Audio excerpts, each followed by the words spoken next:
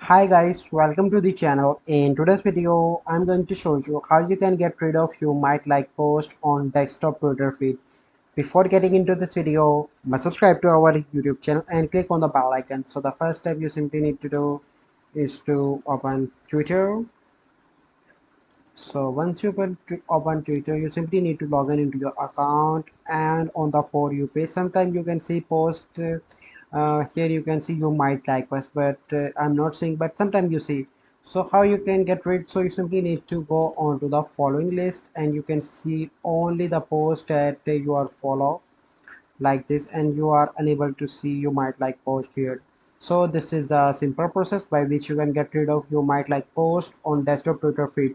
So I hope you find this video helpful. If you find this video helpful, must like this video, subscribe to our YouTube channel for future videos. We'll see you in the next video. Thank you. Have a good day.